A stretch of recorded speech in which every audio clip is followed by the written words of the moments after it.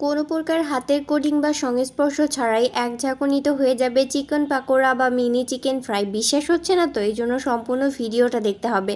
সেজন্য প্রথমে আমার এখানে চিকেন লাগবে। এখানে আমি 1 বাটি পরিমাণ চিকেন কিউব করে কেটে খুব ভালো করে পরিষ্কার করে নিয়েছি। তারপরে 1 চামচ লবণ দিয়ে ভালো করে এটা মেখে নিলাম। এই পর্যায়ে লবণের পরিমাণটা একটু বুঝে শুনে দিবেন, কারণ এখানে আমরা সয়া সস দিব। তারপরে এখানে হলুদের গুঁড়া, মরিচের গুঁড়া, ধনের গুঁড়া, জিরার গুঁড়া, গরম মশলা দিয়ে ভালোভাবে ম্যারিনেট করে নিলাম। তারপর এখানে অ্যাড করে দিলাম 1 চামচ পরিমাণ টমেটো সস এবং 1 চামচ পরিমাণ রেড চিলি সস এবং 1 চামচ পরিমাণ সয়া সস। দেওয়ার পর চিকেনটা ভালোভাবে নেড়ে চেড়ে মিশিয়ে নিচ্ছি। নেওয়ার পর এখানে 5 মিনিট আমি ম্যারিনেট করে রাখছিলাম। তারপর এখানে অ্যাড করে দিলাম 1 চামচ আদা বাটা এবং 1 চামচ রসুন বাটা। দেওয়ার পর একটু মিশিয়ে নিয়ে এখানে একটা ডিম আমি দিয়ে দিলাম। দেওয়ার পর দেখতে পাচ্ছেন নেড়ে চেড়ে কিন্তু এটা খুব ভালোভাবে মিশিয়ে নিতে হবে। অন্যদিকে একটা বাটিতে 1 কাপ পরিমাণ দিয়ে দিলাম ময়দা এবং 1 চামচ পরিমাণ দিয়ে দিলাম কর্নফ্লাওয়ার, আদা বাটা এবং 1 চামচ রসুন বাটা। দেওয়ার পর এখানে সামান্য পরিমাণ গোলমরিচের গুঁড়া এবং অরিগানো দিয়ে দিচ্ছি 1 চামচ পরিমাণ। দেওয়ার পর কিন্তু এই শুকনো উপকরণগুলো খুব ভালোভাবে নেড়েচেড়ে মিশিয়ে নিতে হবে। শুকনো উপকরণগুলো মেশানো হয়ে গেলে ম্যারিনেট করে রাখা চিকেনগুলো আমি এখানে দিয়ে দিব। দেওয়ার পর উপর থেকে আরও 1 কাপ ময়দা আমি দিব। এখানে আমার টোটাল 2 কাপ পরিমাণ ময়দা লেগেছে। দেওয়ার পর ঢাকনা দিয়ে ঢেকে আমি এটা একটু ঝাঁকুনি দিয়ে নিব। সো এই পর্যায়ে কিন্তু ঢাকনা দিয়ে খুব ভালোভাবে ঢাকতে হবে যেন আটা কোনোভাবে বাইরে না আসে। দিয়ে 2-1 বার এটা ঝাঁকুনি দিয়ে নিব। সো এই 1-2 ঝাঁকুনিতেই কিন্তু আমার মিনি চিকেন ফ্রাই রেডি হয়ে যাবে। সো আপনারা কিন্তু কোনো প্রকার হাতের কোডিং ছাড়াই খুব সহজে 1 ঝাঁকুনিতেই কিন্তু মিনি চিকেন ফ্রাই বানিয়ে নিতে পারেন। এটা খেতে কিন্তু ভীষণই মজা হয়।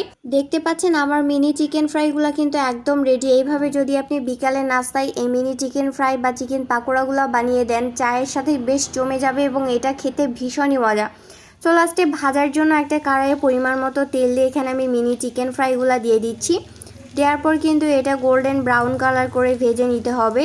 এই পর্যায়ে চুলার আঁচটা খুব বেশি বাড়িয়ে দেওয়া যাবে না, মিডিয়াম লোতে রাখতে হবে, কারণ খুব বেশি বাড়িয়ে দিলে উপর থেকে কালার চলে আসলেও কিন্তু এই ভাজাটা বেশি ভালো হবে না, ভিতরে কাঁচাই থেকে যাবে।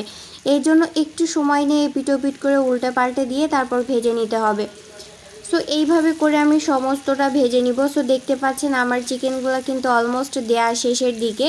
তারপরে একটু সময় নিয়ে আমি এটা ভেজে নিচ্ছি। আপনাদের কাছে অনুরোধ থাকবে ভিডিওটা ভালো লাগলে অবশ্যই লাইক কমেন্ট করবেন, শেয়ার করবেন। যারা আমার ইউটিউব চ্যানেল থেকে আমাকে দেখছেন তারা আমার চ্যানেলটা সাবস্ক্রাইব করে দিবেন। অনুরোধ থাকবে আপনাদের কাছে একটু সময় থাকলে আমার ফেসবুক পেজ বিচিত্রা রান্নাঘরটা একটু ফলো দিয়ে আসবেন আর একটু লাইক কমেন্ট করে আসবেন। আপনাদের একটা লাইক বা কমেন্ট নতুন ভিডিও করার জন্য আমাকে অনেক ইন্সপায়ার করে। প্লিজ সবাই পাশে থাকবেন। সো দেখতে দেখতে আমার মিনি চিকেন ফ্রাইগুলো কিন্তু একদম রেডি। সো আমি এই পর্যায়ে একটা ছাঁকনির সাহায্যে এগুলো তুলে নিব। এক্সট্রা যে তেলগুলো এটা থাকবে সেটা একটা টিস্যুর সাহায্যে মুছে নেবেন।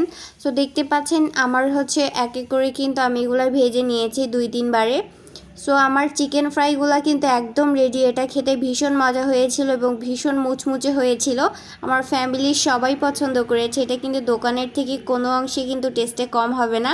অবশ্যই রেসিপিটা ফলো করে বানাবেন এবং আমাকে জানাবেন আপনাদের রেসিপিটা কেমন হয়েছে। সো আবারও দেখা হবে নতুন কোনো রেসিপিতে। আল্লাহ হাফেজ।